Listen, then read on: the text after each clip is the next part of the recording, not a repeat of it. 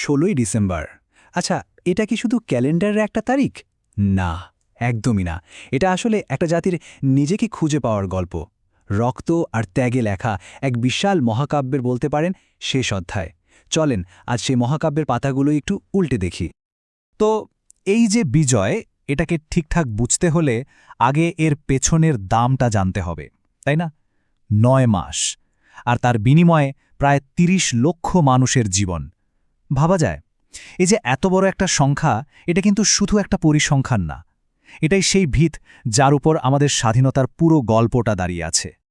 যে কোনো মহাকাব্যেরই তো একটা প্রেক্ষাপট থাকে, তাই না? ১৬ই ডিসেম্বরের গল্পটাও ঠিক তেমনই।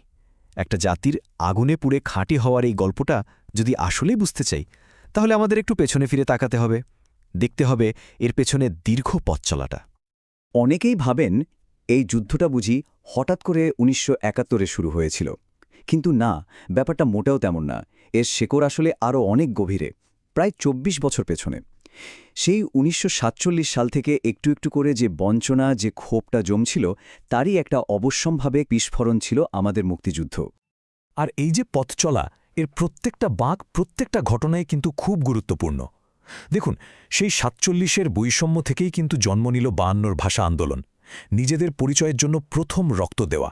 আবার সেই চেতনাকে পুঁজি করেই ৬৬-তে আসলো ৬ দফা, মানে স্বায়ত্তশাসনের দাবি।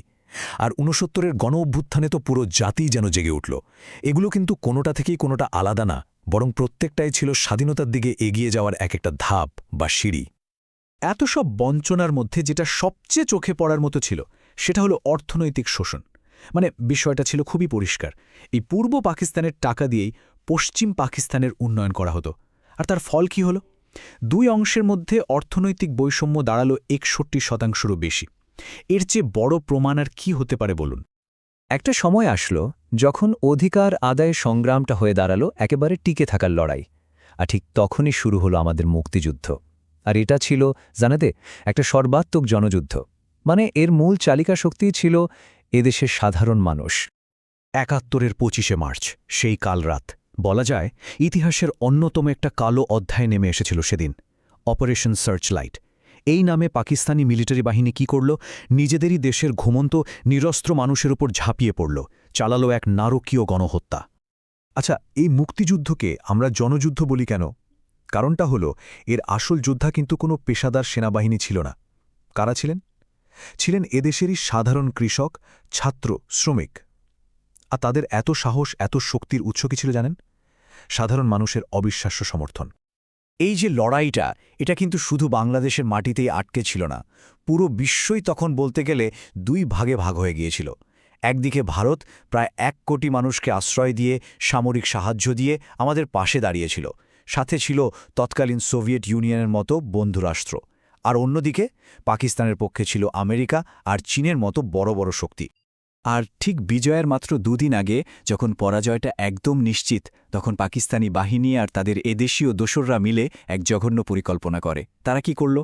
বেছে বেছে দেশের সেরা মেধাবী মানুষদের, ডাক্তার, সাংবাদিক, শিক্ষক, লেখকদের ধরে নিয়ে গিয়ে হত্যা করল। উদ্দেশ্যটা ছিল খুব পরিষ্কার, যেন এই নতুন দেশটা জন্মের শুরুতেই মেধাশূন্য হয়ে পড়ে, পঙ্গু হয়ে যায়। এত কিছুর পর অবশেষে এলো সেই মুহূর্তটা, সেই ঐতিহাসিক ক্ষণ, যখন ৯ মাসের সব ত্যাগ, সব রক্তের বিনিময়ে জন্ম নিল একটা নতুন পতাকা, একটা নতুন দেশ।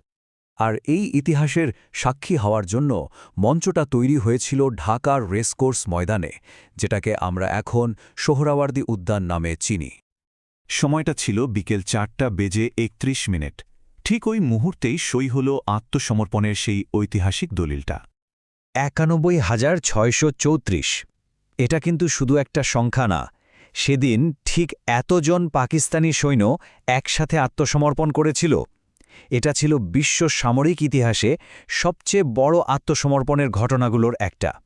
শুধু এই একটা সংখ্যাই কিন্তু আমাদের বিজয়ের বিশালতাকে চোখে আঙুল দিয়ে দেখিয়ে দেয়।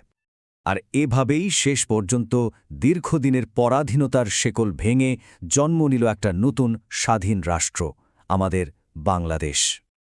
কিন্তু প্রশ্ন হল, আজ এতগুলো বছর পেরিয়ে এসে সেই বিজয়ের চেতনা আমাদের জীবনে ঠিক কতটা প্রাসঙ্গিক? চলুন বর্তমানের আয়নাতে সেই ছবিটা একটু খুঁজে দেখার চেষ্টা করি। আমরা তো যুদ্ধটা করেছিলাম গণতন্ত্রের জন্য, একটা ধর্মনিরপেক্ষ আর সাম্যের সমাজের জন্য। অথচ দেখুন, আজও আমাদের লড়তে হচ্ছে সেই অর্থনৈতিক বৈষম্য, দুর্নীতি আর সুশাসনের অভাবের মতো সমস্যাগুলোর সাথে। আসল প্রশ্নটা কিন্তু এখানেই, যে চেতনার জন্য এত বড় ত্যাগ স্বীকার করা হলো, সেটাকে আমরা কতটুকু ধারণ করতে পেরেছি। তবে হ্যাঁ, চ্যালেঞ্জ যেমন আছে, আমাদের অর্জনের গল্পটাও কিন্তু কম বড় না। অর্থনৈতিক উন্নতি, নারীর ক্ষমতায়ন কিংবা শিক্ষা আর স্বাস্থ্য খাতে আমাদের সাফল্য, এগুলো সবই কিন্তু আমাদের ঘুরে দাঁড়ানোরই গল্প। পদ্মা সেতু বা মেট্রো রেলের মতো বড় বড় অবকাঠামো তো সেই এগিয়ে যাওয়ারই জলজন্ত প্রমাণ।